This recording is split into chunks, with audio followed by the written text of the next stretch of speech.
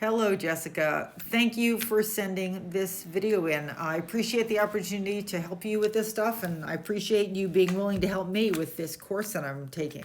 You did a good job with these. Your videographer also did a great job.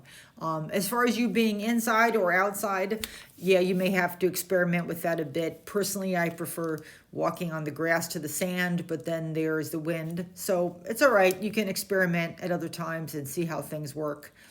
You and your horse did a really good job with progressing over the course of the clips that you sent me here. Now, you started out with your lead rope probably too long, as he demonstrates by walking off and grabbing grass sometimes. And you've got these extra tassels here, the extra end bits of the lead, you want to pass over to hold in your whip hand so that you can have a nice smooth feel with your leading hand, but you do shorten it up over time. So you did a great job getting that figured out as you go. This freeze frame cut his head off, but he's, as we'll see in the next clip here, really doing a good job of listening to you and trying to comply with what you want. You've got him in a really good, what they call a figuring out state.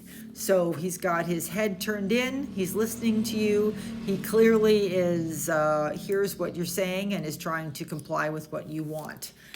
You put yourself in a really good position. You're staying up by his shoulder. You're developing that shorter lead as you go, which is excellent. There you go. You should shorten it up.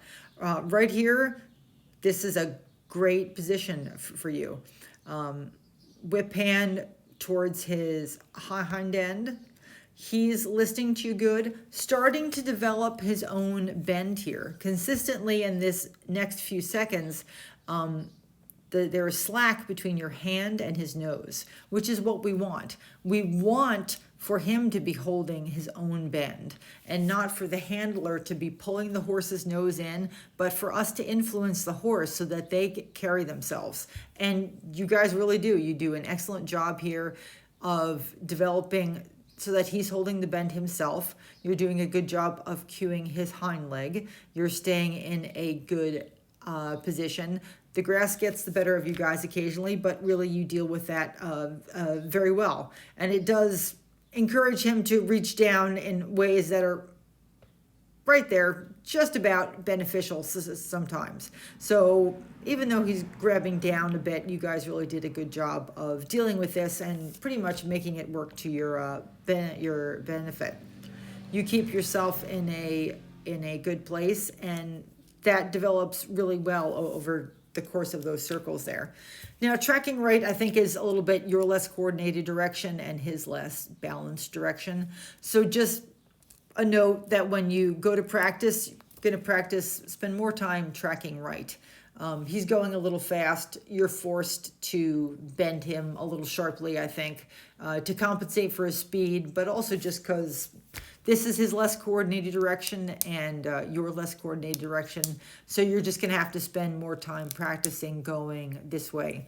So your goal for now will be to get your coordination tracking right as good as it is tracking to the left.